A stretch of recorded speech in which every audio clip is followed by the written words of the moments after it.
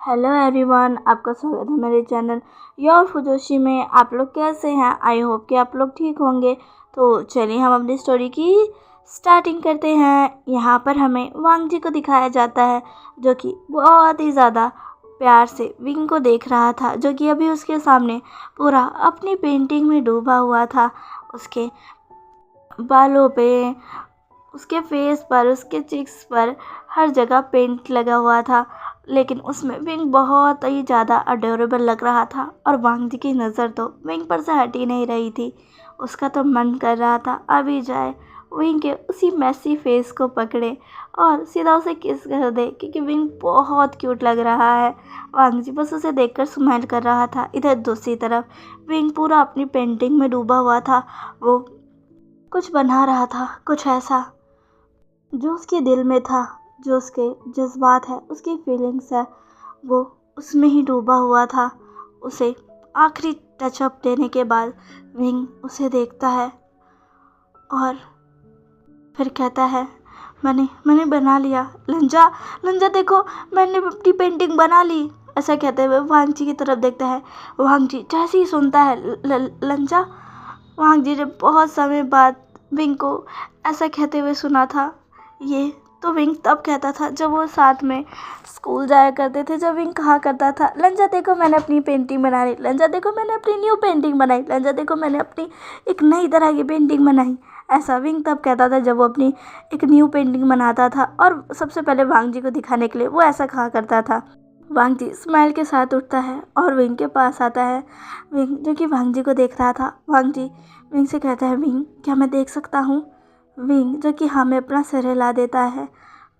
वांग जी जो कि अब उस पेंटिंग के सामने आता है और वो जो देखता है उससे वो पूरा शौक रह जाता है। बहुत खूबसूरत, बहुत ही ज़्यादा खूबसूरत। विंग ने दो शख्स बनाए थे, दो ऐसे शख्स जो एक दूसरे में पूरा डूबे हुए थे। उनकी आंखों में एक दूसरे के लिए प्यार साफ साफ देखा जा सकता था।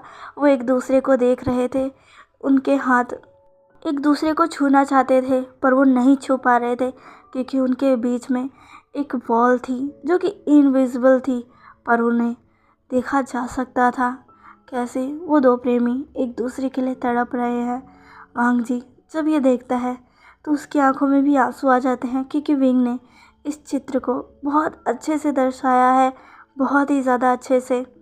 वो दो प्रेमी जो एक दूसरे को देख रहे हैं, एक दूसरे को छूना चाहते हैं, पर एक दूसरे को नहीं छू पा रहे। एक तो वो बॉल और दूसरा उनके पीछे से वो उन्हें खींचते हुए हाथ, जो उन्हें अपनी तरफ खींच रहे हैं और एक दूसरे से अलग कर रहे हैं। उनके आंखों में आंसू है, एक दूसरे को पाने की चाह है। वो एक दूसरे के पास जाना चाहते हैं पर नहीं जा पा रहे, क्योंकि उन्हें काफ़ी सारी चीज़ों ने घेरा है, खींच रखा है।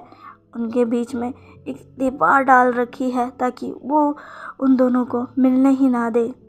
विंग अपने इस चित्र से दर्शाना चाहता है कैसे कैसे जब दो लोग एक दूसरे से प्यार करते हैं, सच्चा प्यार, दिल खोल, अपना दिल पूरा खोल के एक दूसरे के सामने रख देते हैं, एक दूसरे को अपनी जान मानने लगते हैं।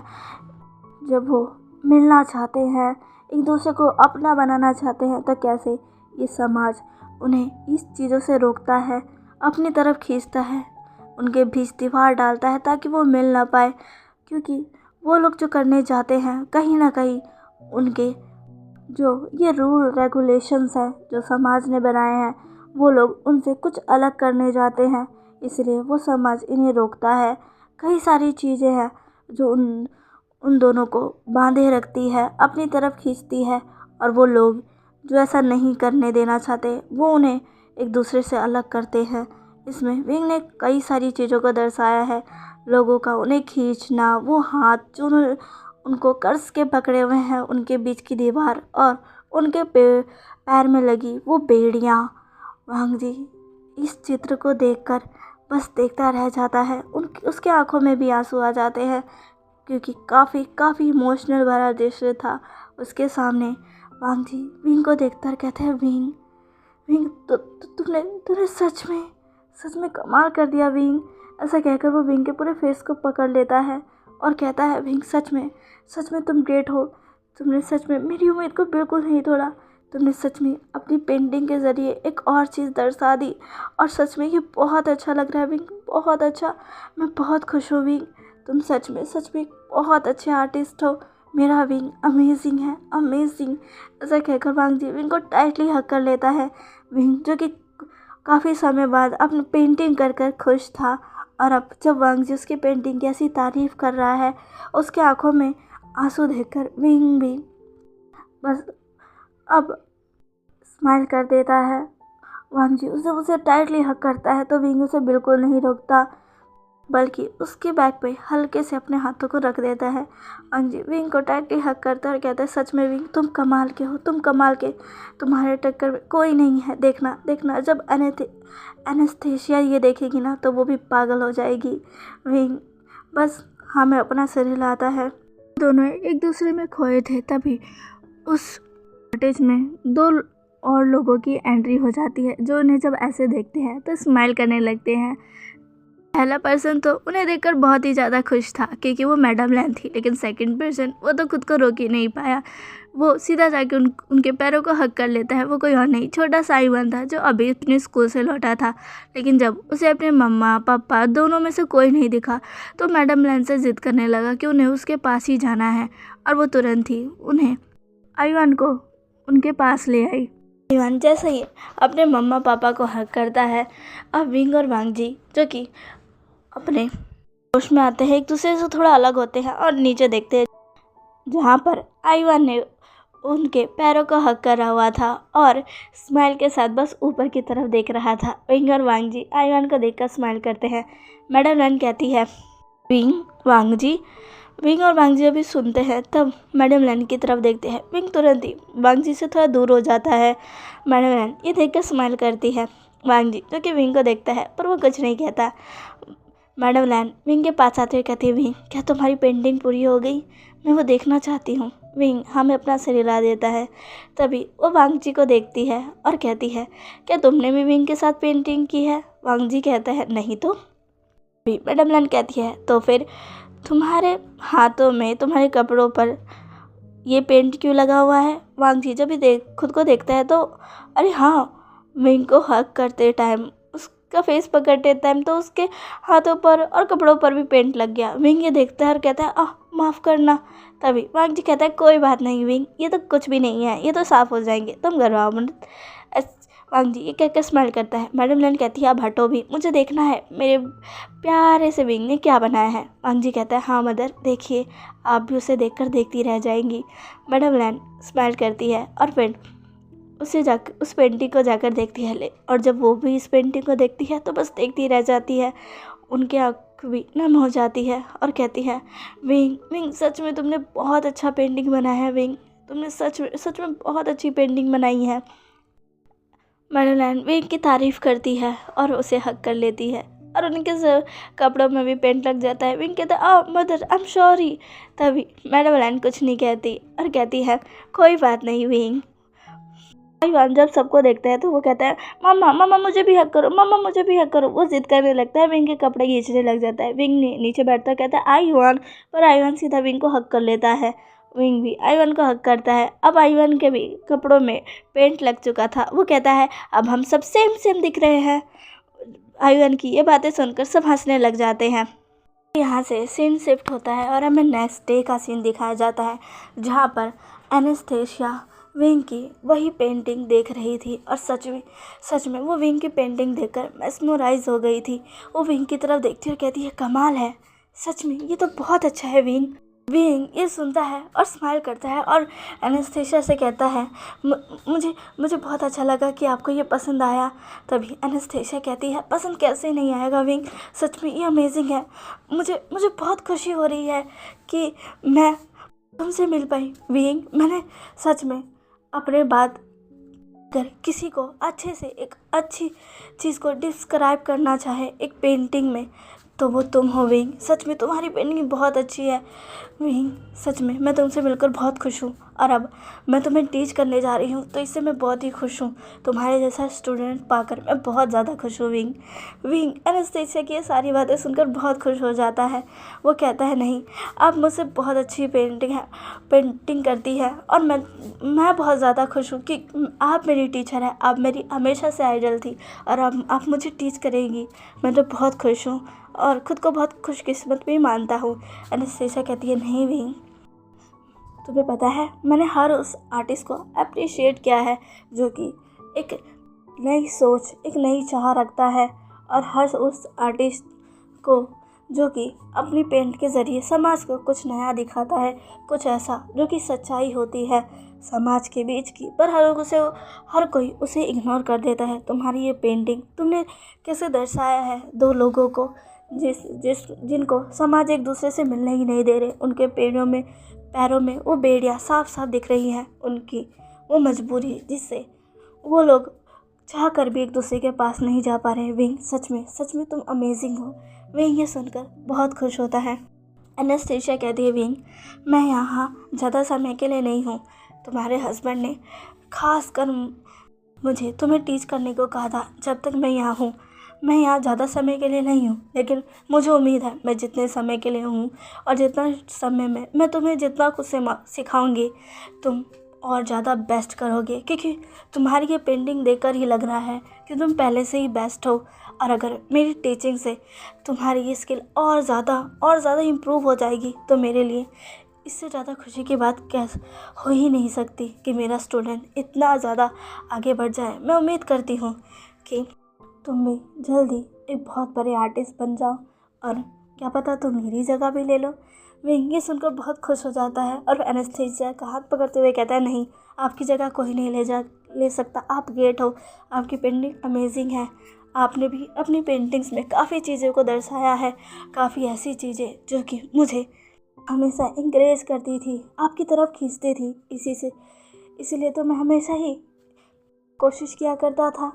एनास्टेसिया विंग के इस जवाब से बहुत खुश होती है और कहती है ठीक है, चलो तुम्हारी क्लास आज से ही स्टार्ट करते हैं। विंग बहुत खुश होता है और कहता है और विंग की वो क्लास स्टार्ट हो जाती है। एनास्टेसिया विंग को अब आज से हमेशा ही क्लास देने लग जाती है और विंग एनास्टेसिया के साथ अपने इस क्लास को बहुत इंजॉय कर रहा था, बहुत ज़्यादा। अब विंग खुश भी रहने लग गया था क्योंकि उसने वो चीज़ करना दोबारा स्टार्ट कर दी थी जो उसको खुशी देती थी। पेंटिंग करना उसे बहुत अच्छा लगता था और वो हमेशा ही पेंटिंग करते टाइम बहुत खुश रहता था।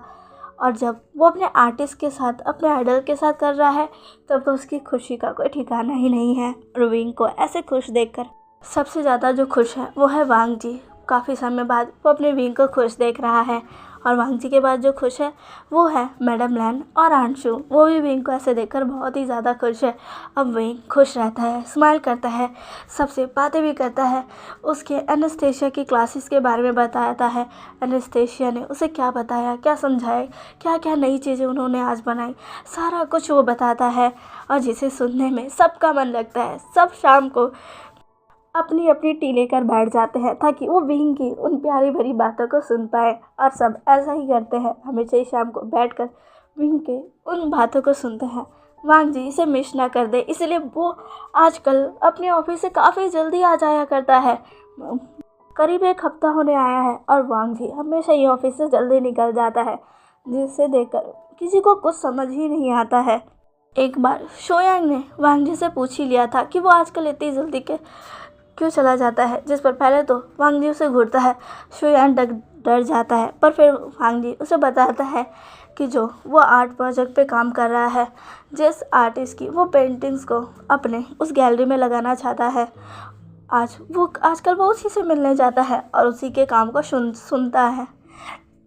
ऐसा कहकर वांग जी स्माइल करता है और वहाँ से चला जाता है। और वांग जी की स्माइल देखकर तो हर्षवन की आंखें बड़ी बड़ी हो जाती है, पर किसी के चेहरे पर स्माइल आ जाती है और वो कोई और नहीं बल्कि डेजी थी। डेजी उस समय को याद करती है जब उसने वांग जी के कैबिन में किसी को देखा था, किसी ऐसे को जिसे डेजी बहुत अच्छे से जानती है और बहुत एडमायर भी करती है।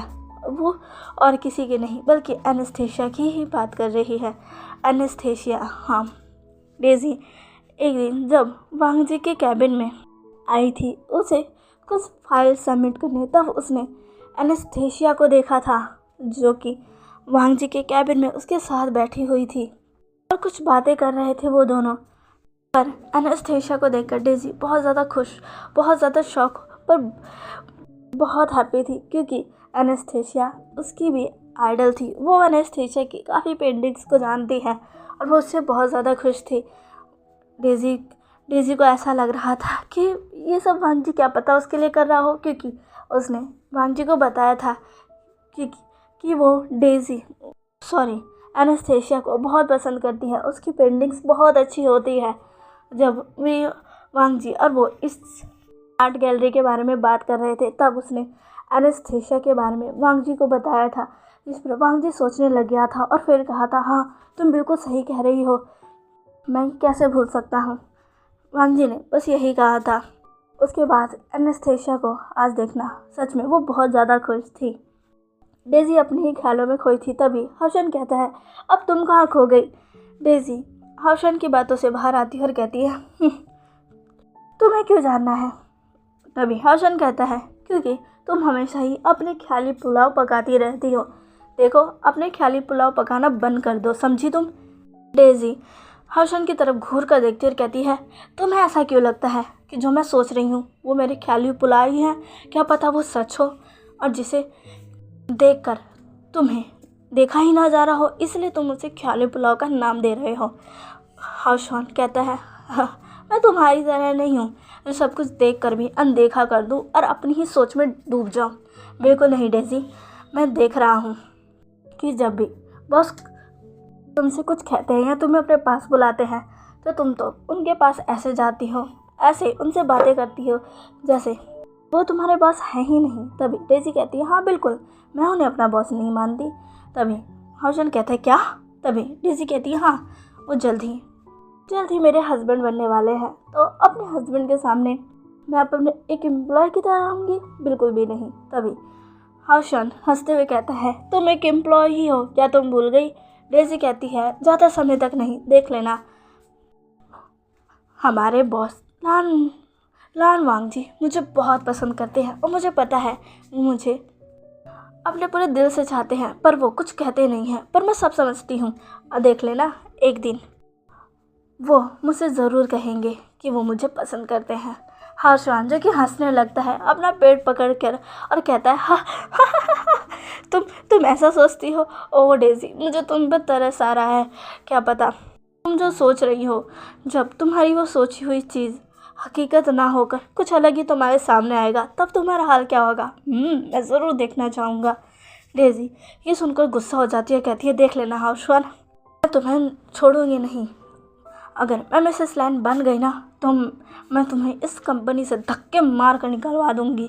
हर्षवान ये सुनता है और फिर से डेज़ी को घूर कर देखने लगता है और कहता है, हाँ ठीक है, जब बन जाना तब निकलवा देना और मैं भी निकल कर चला जाऊंगा और तुम्हारी तरफ तो घूर कर ही नहीं देखूंगा।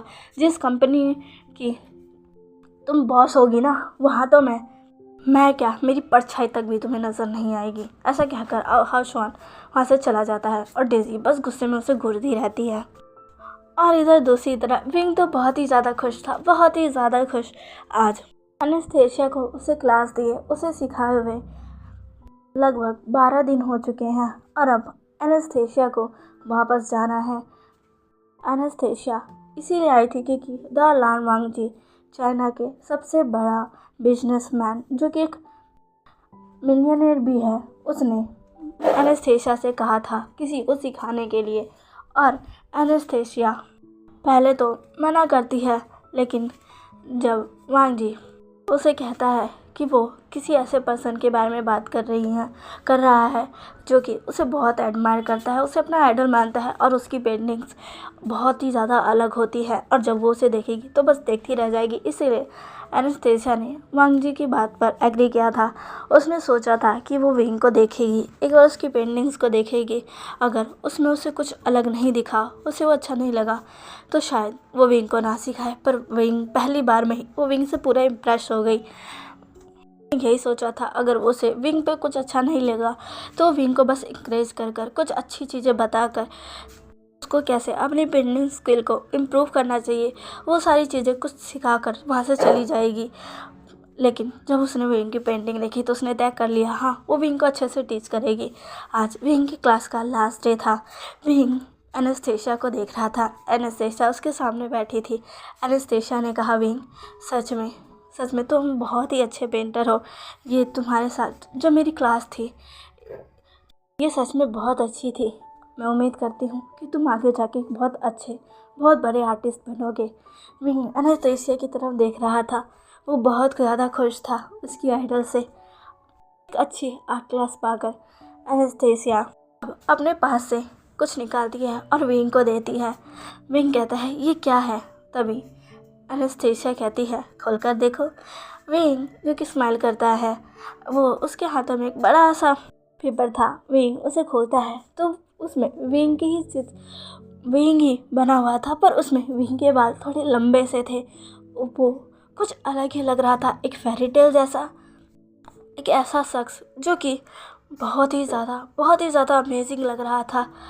विंग कहता है ये तो मैं हूँ पर मैं कितना ज़्यादा अलग लग रहा हूँ। तभी एनास्टेशिया कहती है हाँ इसमें तुम बहुत ही ज़्यादा अलग हो क्योंकि ये दर्शा रहा है कि तुम अब अपनी ज़िंदगी में आगे बढ़ रहे हो। इसे देखो विंग उसे देखता है और कहता है हाँ सच में इस चित्र में विंग कुछ ऐसे बना है जिसमें वो आसमां को छूने जा रहा है अपने उस बड़े से पंख के साथ एक ऐसी इच्छा को लेकर जो उसे एक लंबी उड़ान भरने में मदद कर रही है। विंग उसे देखता है और एनास्टेशिया की तरफ देखता है। एनास्टेशिया कहती है इस पेंटिंग को संभाल कर रखना और हो सके तो इसे अपने पास रखना। ऐसी जगह लगाना जहाँ पर तुम हमेशा इसे देखो और फिर याद करो तुम्हें क्या पाना है।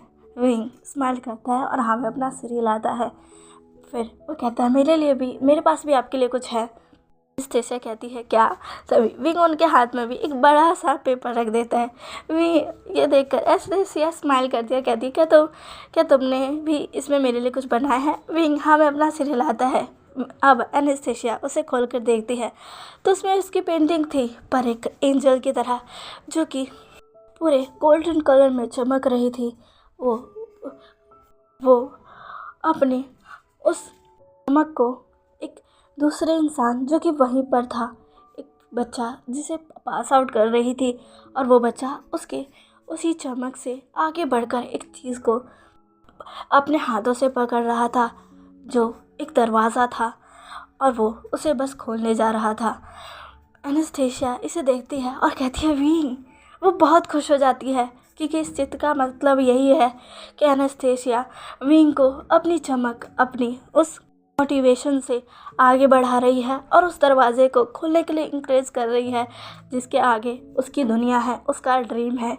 विंग एनास्टेशिया के स्माइल के साथ देख रहा था। एनास्टेशिया अब उठती है। विंग भी उठता है। एनास्टेशिया सीधे जाकर विंग को हक कर लेती है और कहती है सच में तुम अमेजिंग हो। तुम मेरी ही परछाई हो। तुम मेरे स्टूडेंट हो। मैं बहुत खुश हूँ तुम्हें पाकर। एनास्टेशिया विंग को बहुत टाइटली हक करती है। विंग भी एनास्टेशिया को हक करता है और कहता है नहीं खुश नसीब मैं बहुत खुश हूँ कि आप मेरी टीचर हो। एनास्टेशिया और विंग उनकी आंखों में आंसू आ चुके थे। ये कुछ दिन उनके बहुत अच्छे बीते थे। एक स्टूडेंट एक टीचर के रूप में जैसा टीचर वैसा स्टूडेंट। सच में उन दोनों की ही पेंटिंग्स अलग अमेजिंग और कुछ चीज़ों को डिस्क्राइब करने वाली होती हैं। एनास्टेशिया विंग के हाथों को पकड़ती है और कहती है मुझे तुम पर विश्वास है विंग। तुम आगे ज़रूर बढ़ोगे। तुम कुछ कर दिखाओगे विंग। मुझे तुम पर विश्वास है और जब तुम अपने उस मुकाम पर आ जाओगे ना तब मैं आऊँगी तुम्हारे पास तुम्हें वो चीज़ देने जिसके तुम हकदार हो।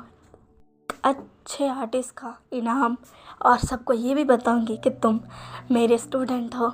विंग स्माइल करता है हमें अपना सिर हिलाता है। वो दोनों एक दूसरे में ही डूबे थे बिना ये सोचे कि दो लोग उन्हें बहुत ही ज़्यादा इमोशन भरी आंखों से देख रहे हैं। वो कोई और नहीं बल्कि मैडम लैन और वांग जी थे, जो कि यहाँ पर उनके लिए कुछ लेकर आए थे। पर जब वो उन दोनों की कन्वर्सेशन को सुन रहे थे तो वो गेट पर खड़े होकर बस सुन रहे थे, और जो मोमेंट वो देख रहे थे उनसे उनकी आंखें भर आई थी। वो बहुत खुश थे, उनके चेहरे पर स्माइल थी। स्टेशा विंग के हेड को सहला रही थी, तभी उसकी नज़र वांग जी और मैडम लैन पर पड़ते कहती है, आप लोग यहाँ। मैडम लैन और वांग जी अपने होश में आते हैं और अब उन दोनों के पास आ जाते हैं। एनेस्थेशिया वहीं विंग की तरफ देखती है और फिर वांग जी की तरफ देखकर कहती है, सच में तुम्हारा हस्बैंड अमेजिंग है। वांग जी इस पर प्राउड फील कर कर हाँ में अपना सिर हिला देता है। एनेस्थेशिया और वांग जी कुछ और बातें करती हैं। वांग जी को विंग की पेंटिंग्स के बारे में बताती है, उसके बारे में बताती है। वो पेंटिंग्स भी मैडम लैन और वांग जी देखते हैं, जिन्हें देखकर वो भी बहुत खुश हो जाते हैं और मेस्मराइज हो जाते हैं। एनेस्थेशिया कुछ समय और रुकती है और फिर विंग से कहती है, अब मुझे चलना चाहिए विंग। विंग कहता है, कुछ देर और रुक जाइए ना। तभी एनेस्थेशिया कहती है, नहीं विंग, अब मुझे जाना होगा, अब मुझे वापस लौटना होगा। वैसे भी मैं बहुत दिनों तक यहाँ रह गई, तुम्हें तो पता है ना कितना बिजी रहती हूँ। विंग स्माइल कर देता है, बस हमें अपना सिर हिला देता है। अब वो सारे बाहर निकल रहे थे। एनेस्थेशिया पूरी जगह को देख रही थी। इस जगह पर उसने और विंग ने काफ़ी अच्छा समय बिताया, इस गार्डन में, इस तालाब के पास, उधर उन बरीज के साथ, सब जगह एनेस्थेशिया ने देखी है, जिसे खुद विंग ने दिखाया है। एनेस्थेशिया विंग की तरफ देखती है और कहती है, विंग। विंग कहता है, हाँ। तभी एनेस्थेशिया कहती है, वैसे मैंने जो तुमसे एक बात कही थी कुछ दिनों पहले, तुम्हें वो याद है? विंग हमें अपना सिर हिलाता है। एनेस्थेशिया कहती है, उसे याद रखना और ख़ुद को और अपने हस्बैंड को एक मौका ज़रूर देना और अपनी लाइफ में खुश रहना। मैं तुम्हें खुश देखना चाहती हूँ। विंग स्माइल करता है। एनेस्थेशिया जो कि अब सबको बाय बोलती है और वांग जी खुद एनेस्थेशिया को छोड़ने जाता है।